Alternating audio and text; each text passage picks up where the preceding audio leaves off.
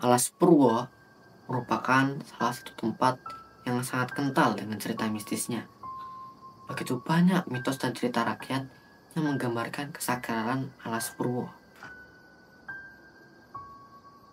Ini adalah video saya saat menjelajahi Alas Purwo tahun lalu. Selamat menyaksikan. Guys, ada penampakan kuyang guys.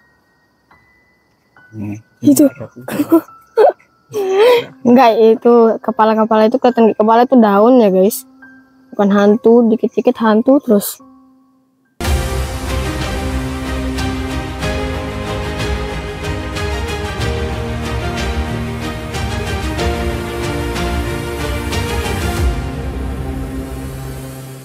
Halo semua, kembali lagi bersama saya Agen Alfarizi, mengungkapkan mistis tengah realistis.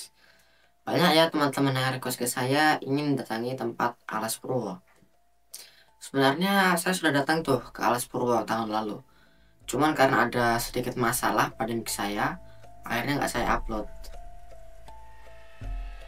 Setuju juga sih, karena untuk bisa sampai ke Goa Istana itu butuh usaha yang lumayan ekstra juga. Jadi kali ini saya akan ceritain aja pengalaman saat mengunjungi Alas Purwo dan suasana saat berada di dalam Goa Istana.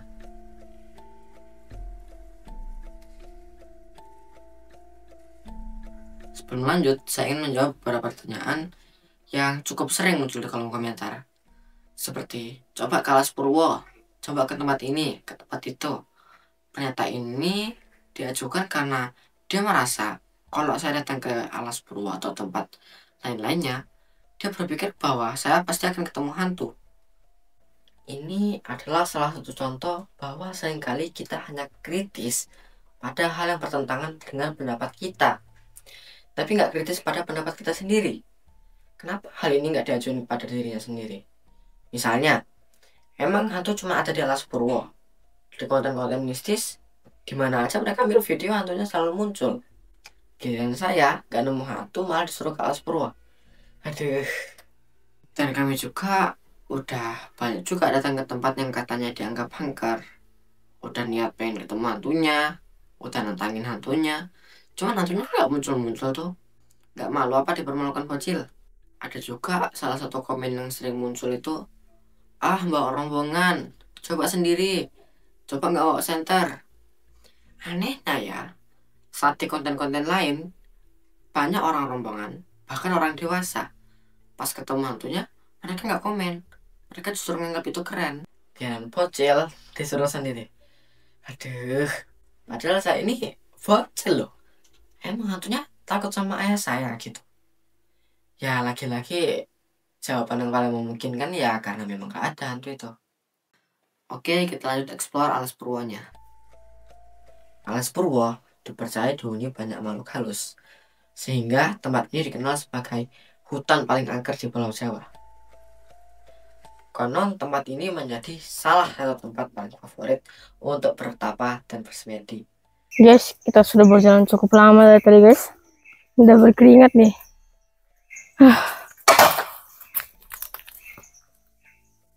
Serap guys.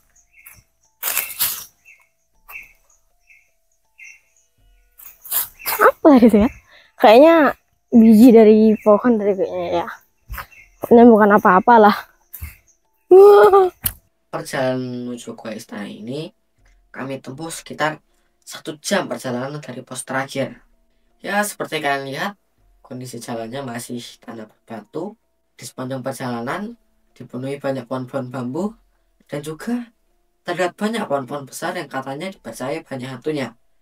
Tapi ya lagi-lagi semua itu hanya dari katanya, yang tidak bisa diuji kebenarannya. Bagi orang yang dasarnya takut dengan hantu dan percaya dengan hal mistis, ya pasti pikirannya akan macam-macam saat berada di sini. Karena memang otak kita memiliki fitur untuk memenuhi sugesti dan ekspektasi subjektif. Intinya manusia ini pada umumnya ingin dapat jawaban yang memuaskan dirinya sendiri. Jadi kalau ada bayangan, langsung ambil jawaban sesuai sugesti dan ekspektasinya aja. Entah jawabannya benar atau enggak, yang penting dirinya puas sama jawabannya. Oh ya, kami mulai naik ke Goa Istananya ini pas sudah sore ya. Sebenarnya niatnya pengen sampai malam sih, cuman karena kita kurang persiapan akhirnya nggak bisa sampai malam. Mungkin di next time kita bakal sampai malam gitu. Tapi ngomong-ngomong, teman-teman pernah nggak sih nanya ke dirinya sendiri, kalau hantu ini memang beneran ingin aku takutin manusia, gangguin manusia, kenapa datangnya itu harus ke tempat gelap, sepi yang jarang didatangi oleh manusia? Emang kenapa harus ke tempat gelap? Harusnya kan langsung datang ke tempat ramai gitu, biar lebih banyak yang takut. Ya laki-laki itu terjadi karena hantunya cuma ada di otak kita sendiri ya.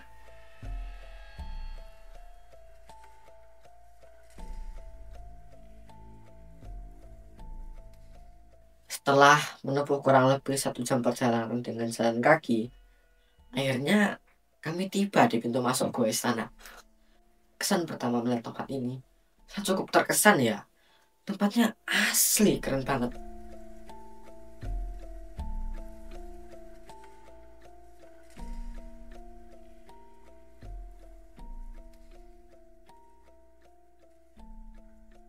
Gua istana ini memiliki banyak mitos.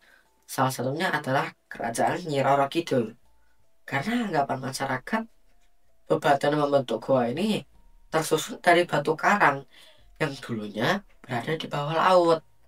Tapi sekali lagi, semua itu hanya anggapan aja ya. Dan karena sekarang posisinya berada di dataran tinggi, jadi muncul cerita-cerita yang anggap gua istana ini sebagai salah satu kerajaan Nyi Roro Kidul. Ya, kadang berawal dari orang sekedar ngarang atau gabut aja sih. Tapi karena diceritain berulang, akhirnya banyak yang percaya tuh.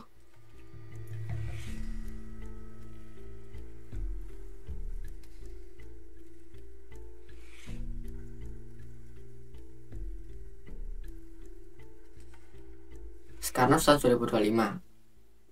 Cara berpikir kita harus diubah menjadi berpikir lebih kritis. Kalau nggak tahu, bilang nggak tahu. Jangan malah ngarang-ngarang jawabannya.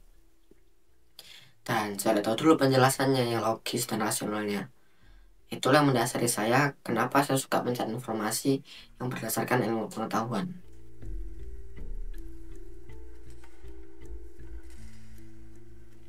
Gak lama kemudian, kami langsung saja masuk ke dalam gua untuk menjawab rasa penasaran kami tentang bagaimana kondisi di dalam gua istana.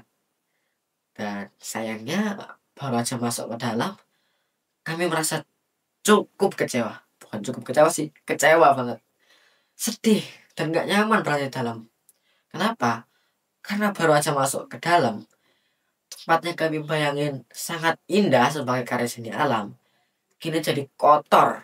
Karena apa? Karena perilaku manusia sendiri. Saat saya baru masuk ke dalam, saya nggak tahan dan pengen muntah gara-gara baunya yang sangat menyengat itu. Bau yang menyengat tersebut berasal dari barang-barang bekas ritual yang kemudian ditinggalkan masyarakat begitu aja di dalam. Mulai dari makan-makan sisa, bahkan kami juga menemukan beberapa bangkai ayam loh yang ditinggalkan membusuk begitu aja di sini. Ya, tentunya ini menyedihkan banget ya. Bisa kita lihat ada begitu banyak kecoak dan lalat memenuhi lantai dan dinding-dinding di gua ini. Tentu saja ini karena bangkai dan sampah makanan yang ditinggalkan oleh manusia. Padahal jika memang merasa di gua istana itu ada penjaga makhluk tak kasat mata atau salah satu kerajaan Nyi Roro Kidul, harusnya mereka lebih menjaga kebersihan dan kelestarian tempat ini dong, bukan malah ninggalin sampah. Misalkan saya jadi makhluk halusnya tuh, saya justru akan marah dan ngusir mereka dari istana saya. Ngapain mereka minta-minta ke saya tapi malah ngotorin tempat ini? Aneh kan? Lucu. Tapi ya, bukan jaga kebersihannya, malah ngerusak kerajaan penunggunya. Kalau saya jadi penunggu tempat ini, aduh, beda cerita tuh guys. Jadi kurang-kurangilah ya yang seperti ini nih. Bayangin kalau sampai 10 tahun ke depan orang-orang masih meninggalkan sampah sembarangan di sini. Bahkan memang sengaja naruh sampahnya. Apalagi kalau nggak keurus tempatnya. Udah jelas 10 tahun ke depan tempatnya udah rusak itu guys. Padahal sumpah tempat ini keren banget loh. Kalau saya sih ya berusaha, misal nggak bisa bersihin, setidaknya jangan ngotorin. kalian yang buang sampah, orang lain yang nanggung. Akhirnya setelah kami sudah cukup explore dan melihat Goa Istana, kami mutusin untuk turun dari situ. Di situ juga saya sudah terlihat sangat capek ya di situ. Guys, kita sudah dari Gua Istana tadi ya. Dan ini adalah perjalanan pulang. Ya, ini sudah mulai gelap ya di sini, tapi di kamera masih kelihatan terang. Capek guys. Guys, ada penampakan kuyang guys. Itu enggak, itu kepala itu kelihatan di kepala itu daun ya guys, bukan hantu. Dikit-dikit hantu terus. Kalau video ini banyak yang nonton, kami akan datangi Goa Istana ini malam hari. Kalau ada tempat yang dikenal angker dan pasti muncul hantunya, silakan tinggalkan di kolom komentar ya. Kalau ada kesempatan, lain kali akan kami datangi. Seperti biasa, terlepas apakah hantu ada atau tidak, itu nggak penting. Yang terpenting bagi kami agar kita selalu berpikir kritis terhadap sebuah informasi dan selalu mencari tahu kebenaran informasi tersebut dari bukti yang bisa diuji kebenarannya secara objektif. Ingat, jika ada seseorang yang klaim hantu itu ada, maka mereka lah yang harus menjelaskan dan membuktikan keberadaan hantu itu. Sama seperti teman-teman, jika teman-teman ngeklaim hantu ada, maka teman-teman sendiri lah yang harus membuktikan klaim teman-teman itu. Oke, saya kenal Farizi. See you next time. Bye-bye. Akhirnya kita sudah tiba guys. Tuh masjidnya. Aduh, capek.